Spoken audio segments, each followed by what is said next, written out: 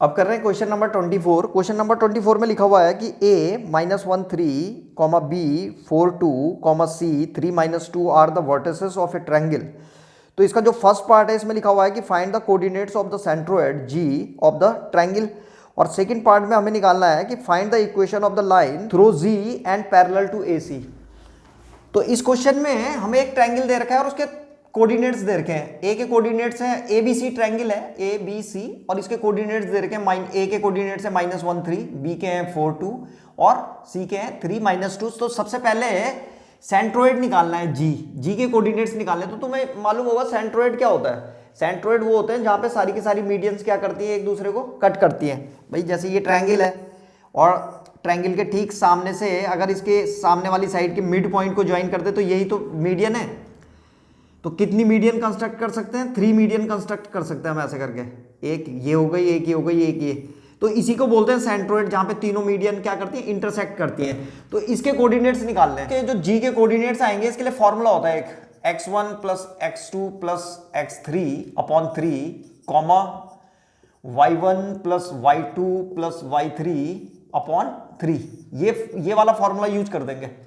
अब इसमें इसको ले लो x1 y1, ये हो जाएगा हमारा b वाला x2 y2 ले लिया इसको, और इसको ले लिया हमने क्या, x3 और y3 बस। और इसको रखो यहाँ वैल्यू, तो ये g के कोऑर्डिनेट्स आ जाएंगे। तो x1 की जगह में कितना है, x1 की जगह में -1 है, यहाँ पे लिखेंगे -1, प्लस x2 की जगह में कितना है 4, और x3 की जगह में कितना है 3, तो +3 अपॉन 3, कॉमा y1 कितना है 3, y2 है हमारे पास 2, तो 3 + 2 और प्लस y3 कितना है यहाँ पे -2। तो प्लस माइनस माइनस होता है तो सीधे -2 लिख देता हूं मैं इसको। तो ये -2 हो गया अपॉन 3। अब इसको सॉल्व कर दो बस।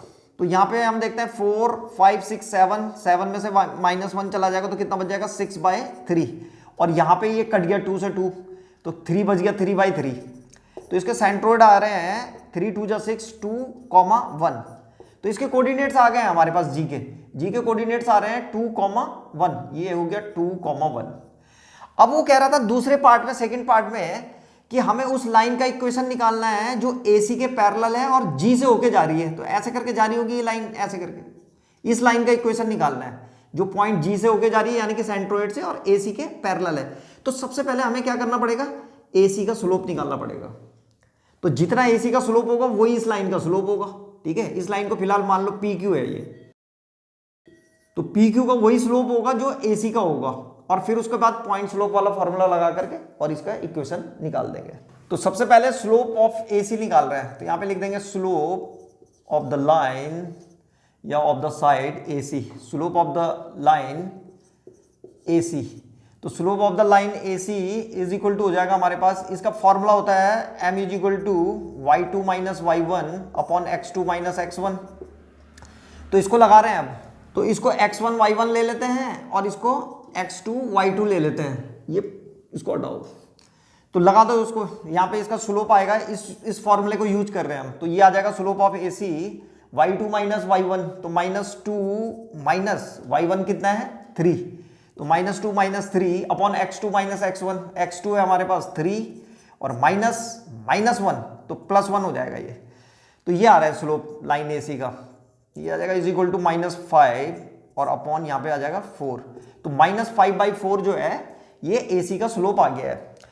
अब यहाँ पे लिखेंगे कि सिंस ये जो PQ है ये पैरेलल है AC के, PQ पैरेलल है AC के, इसी लाइन का इक्वेशन निकालना है हमको जो G पॉइंट से होके जा रही है और इसके पैरेलल है। तो since PQ parallel AC, therefore slope of PQ is equal to भी -5/4 हो जाएगा। तो यहाँ पे अब इक्वेशन लिखेंगे सीधे, यहाँ पे लिखेंगे इक्वेशन PQ। तो इक्वेशन PQ का जो PQ के लिए जो फॉर्मूला लगाएंगे वो ये वाला लग जाएगा, y - y1 is equal to m x - x1। तो ये जो m है ये तो इसका स्लोप है जो कि -5/4 है, और जो x1 y1 है वो इसको ले लेंगे, इसको x1 और इसको y1 बस, और यहाँ रख दो वैल्यू। ठीक है, ये जिस पॉइंट से होकर के जा रहा है वो x1 y1 ले लेना। तो ये हो जाएगा y - y1, y1 की जगह में 1 है, यहाँ पे 1 लिख देंगे, इज इक्वल टू m की जगह में -5/4, और यहाँ पे x - x1 कितना है 2, तो यहाँ पे 2 आ जाएगा। इसकी क्रॉस मल्टीप्लाई कर देंगे, ये हो जाएगा 4y minus 4 is equal to, यहाँ अंदर -5 से इंटू कर देंगे दोनों के साथ, तो ये हो जाएगा -5x और +10। इस 5x को इधर भेज दो और इस -4 को उधर, तो ये हो जाएगा 5x plus 4y is equal to, जब ये 4 इधर का जाएगा तो प्लस का हो जाएगा, तो 10 + 4 कितना होता है 14। तो ये हमारे पास इक्वेशन आ गई किसकी, इसकी। तो ये उस लाइन का इक्वेशन है जो सेंट्रोइड से होकर के जाती है और AC के पैरेलल। तो ये था क्वेश्चन नंबर 24।